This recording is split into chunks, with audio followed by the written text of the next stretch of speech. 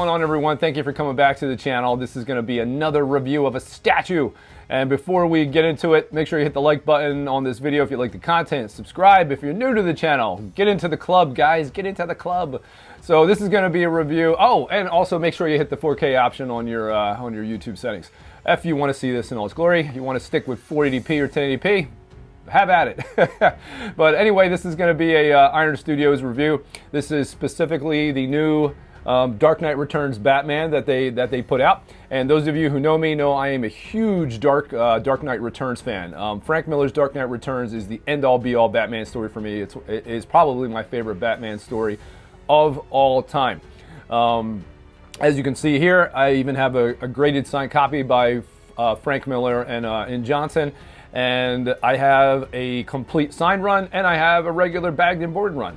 The sign run I had to purchase, of course, separately, because trying to find a convention and be able to make it where Johnson or Frank Miller is actually signing can sometimes be impossible. Especially when you have a family and whatnot, you know, things just get harder to do as you get older. But I was able to, I have my bagged and boarded set from years ago, and then I also have a sign run now, which is nice. And as you can see from this beautiful specimen here, yes.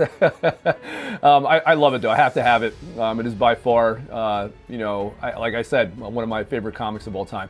It's a retired Batman, it's kind of post-crisis era Batman, and he's retired. It's shortly after, I think, Jason Todd's death.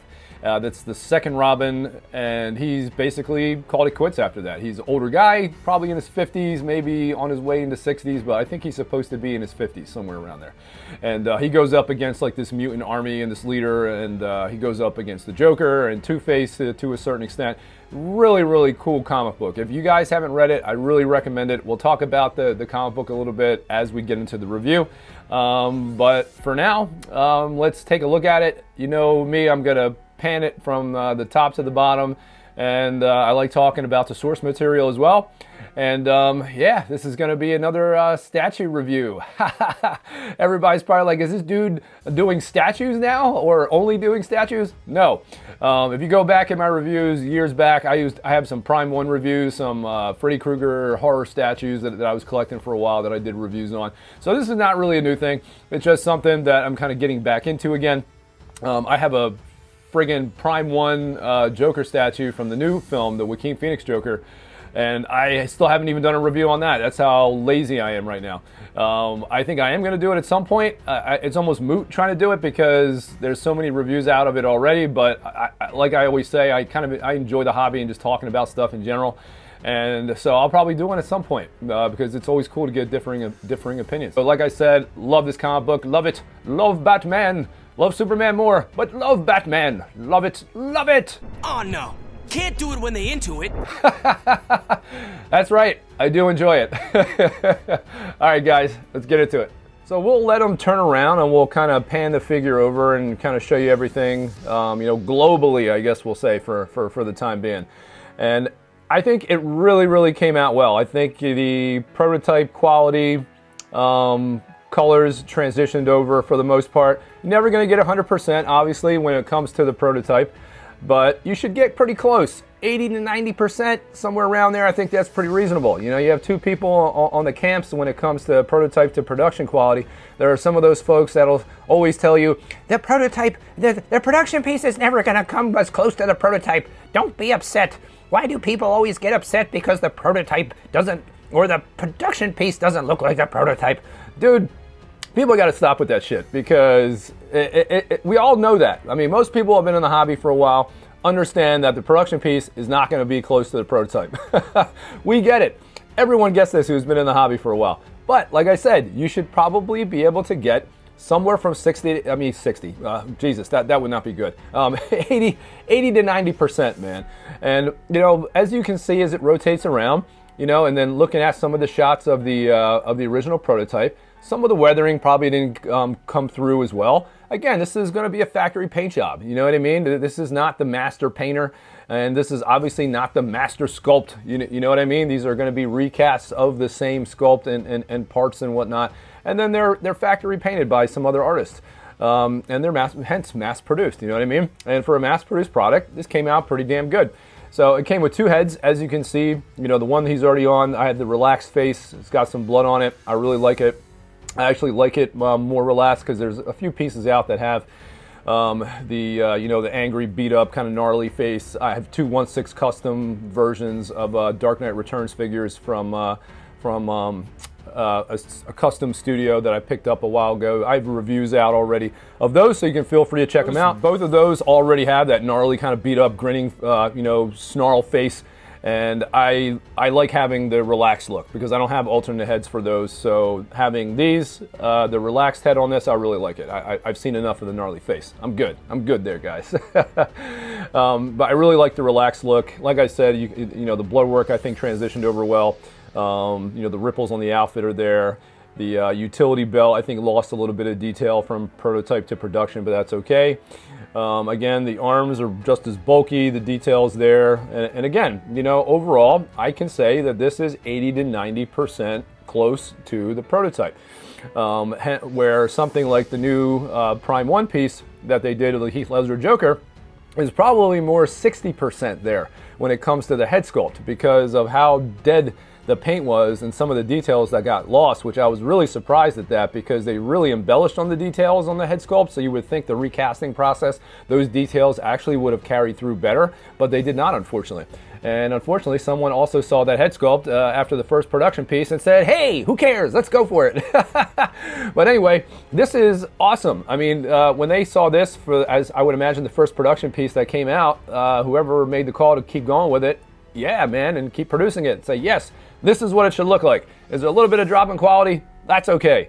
You know, again, it's not going to be 100%, but if you're getting 80 to 90%, that's awesome. If we can get close to 100, shit, man, that's even better. And then as we go down the figure, I think the legs are great. I think all the exposure points are there from the prototype. Some of the dirty weathering is probably a little more faded than compared to the prototype. And the mutant leader looks great. Everything is there. Again, you know, the paint's a little duller, not as detailed as the proto, but still excellent. And we'll show you the alternate head sculpt on there just to say that we did. And as you can see here, it's a good sculpt, man. It's reminiscent of the Prime 1 version that they did. That alternate head, the angry head, or the beat up snarling face. And also similar to the 1/6 custom versions that I also have as well. So, and just looking at the base in general, man, you know, he's doesn't actually have feet because he's supposed to be stepping in water. You know, this is supposed to be reminiscent of the scene where he's standing over the mutant leader. And that was a hell of a fight, guys, I'm telling you. You know, he got his butt kicked the first time they fought, and then they matched up later, and then he won. And those of you who have never read the comic and have never read or watched the animated versions that came out, which I think there's even a condensed version of Part 1 and Part 2, spot on just about to the comic book. They really didn't change much. It's excellent. I watch that probably multiple times a year. It's really, really good. And again, you know, this comic book was groundbreaking, you know, for its time. It was kind of post-crisis era Batman, you know, retired, you know, not in the general continuity. And this was a Batman that obviously was kind of psychologically damaged, you know, from you know, Jason Todd dying.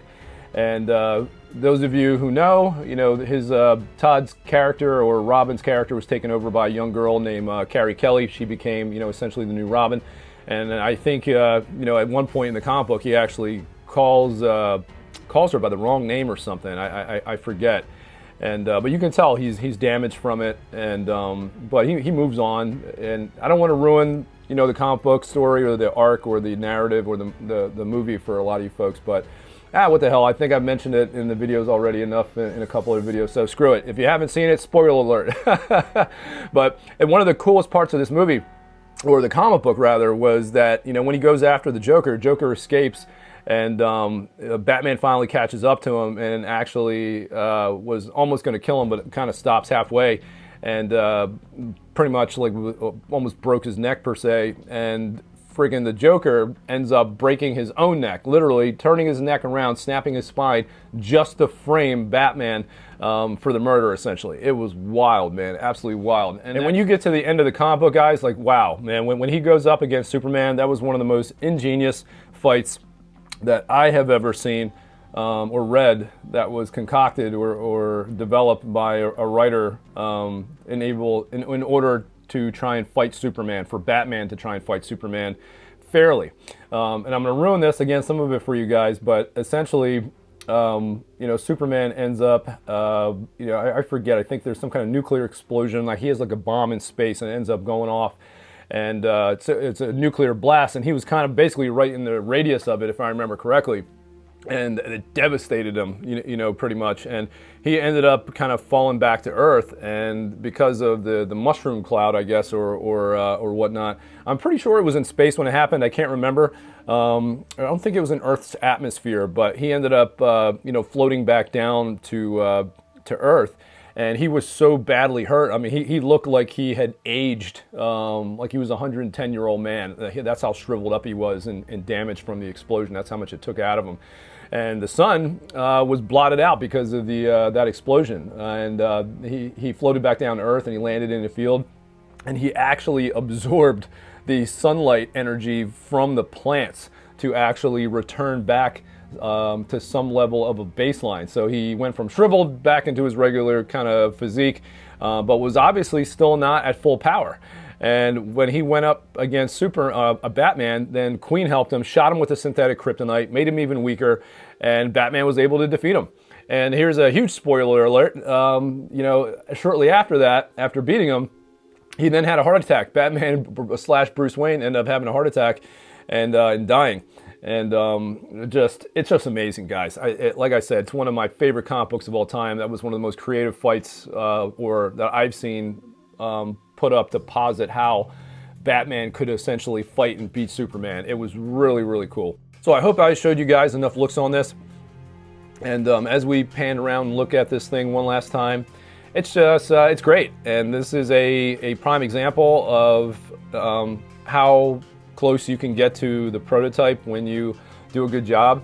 Iron Studios, has dropped the ball on a few things in the past. But they pulled a home run on this. Well worth the money. Some people think it is overpriced, $650 for a 1/6 scale, polystone or resin statue or whatnot. And I don't think it really is. I mean, for the quality of what you get, I mean, if it was crap and it didn't look the way it should, and it was like 50% of the way there to the prototype, I would probably say that it's a ripoff. But for the price that it's at, like around $650, maybe still a little overpriced, but for me it was worth it. Again, I'm a huge Dark Knight Returns fan, and there's no way I was going to pass this up. In my opinion, this is, I think, the best representation of Dark Knight Returns Batman in any scale, to tell you the truth. Would it be better if it was in 1/3? Sure, but I'm a predominant 1/6 collector, so it actually fits in the Detolf, which is fantastic. And that was one of the sells for me, because I don't have a lot of room for statues. I mean, I could set it up if I really wanted to, but it's a pain in the ass, man. Take up a lot of space. People think 1/6 collections take up space. Try to be a statue collector, right? So that's it, guys. I hope you guys enjoyed the video. I'm probably going to do a review of the Prime 1, the Blitzway Joker, the Joaquin Phoenix statue at some point, so stay tuned for that. I've really been procrastinating on that, and I think it's worth doing one, even though it's going to be late. I like talking about this stuff, and I'm probably going to share another modded hair version of that Queen Studio, or updated mod that I did to the Queen Studio hair of that 1/3 Joker, because I keep trying to improve it. So I want you guys to be able to see that. I'm getting closer to the likeness or the look that I want. And I'll share that probably at some point as well. And I'm still on the fence, man, about that Blitzway Prime 1 piece. Even though I do not dig it, I really like that representation of the Joker, though, man. I really, really do. So I'm kind of on the fence still. The reviews that are already out haven't sold me on it. It still doesn't look very good. But here's the thing, though. Like, with that statue itself, there are parts in it where in the film, like I watch movies repeatedly. Like, I have the statues out, my figures out, my customs, whatever it is, as I watch these movies. Like, I enjoy it. People that know me know I always have my figure out, even if I'm just watching the movie. But I also have the figure out, like, before I do reviews, I'll watch the movie 1 or 2 times, or even the night prior, and look at the figure of the statue when compared to the actual source material, which a lot of people don't do. Like, some video reviews, like, I'm really surprised. Like, people will do video reviews and they'll say that something doesn't look like this, or no, he never looked like that in the film. And then you're like, no, he there actually did. And again, you know, some people may only watch this movie once or twice in their life, or once a year, or twice a year, where like I can tell you, I watch The Dark Knight Returns, or I watch, you know, Dark Knight, you know, the actual Dark Knight, the Bale and Nolan film, probably about 15 times a year, and I watched it twice before I recently did the whatchamacallit, the 1-3 Joker review. So it's, you know, try to refresh memory. So like I said, I think that statue has the best likeness, but do I have the hair and the likeness where I want it yet? You know, not quite yet. But going back to that Prime 1, you know, there are, you know, watching the movie, I watched it again last night, and there actually are scenes in the movie where, even though the prototype was more menacing and, you know, details were kind of punched out more, when you actually look at some points in the film, he does have some relaxed smiles where he's not as, like, you know, menacing, and his makeup's not as crazy. I mean, did they lose some detail on it? Yeah. Would I still probably get it repainted at some point? Probably. I don't know. We'll see what happens. I'm still on the fence on grabbing it. I don't know. That J&D Joker that recently came out too, the Hit Me version that they put out, cool statue. Likeness is not 100% there, but if I could ever grab it at a cheaper price, like I said in the video before, I would, but there's just no way in hell I would put out the PO price for that. But is anyone ever going to sell that below the PO price in order for me to grab it? Probably not. So we'll see what happens. You never know, man. There's always people out there trying to do trades and whatnot. So if I can find someone who wants to do a trade, I might try to do something like that, because I do like the scene that it represents. I just, as a collector, if I was a collector of J&D statues, I would be demanding a little bit more, and that's part of why I kind of still don't want to grab it. You know, it's like an internal fight with me, man. Like, I would like to grab them, but the money for what you're getting is just kind of still seesawed a little bit, uneven, I guess we can say. So I got off there in a little segue a little bit, but you guys know me, I like to talk and kind of touch on, you know, different things, and I had ADHD as a kid, so that's probably why I bounce around a little bit from time to time. But that's it, guys. I hope you guys enjoyed this video. Like, subscribe. Like I always say, dislike the video if you don't like it, man. Subscribe if you like the content, hit the notification bell, and I'll see you guys in the next video, whatever that's going to be. Like I said, I have no idea. We'll see what happens. I already gave you a little bit of a tease, but who knows? I'm impulsive. All right, guys. Peace.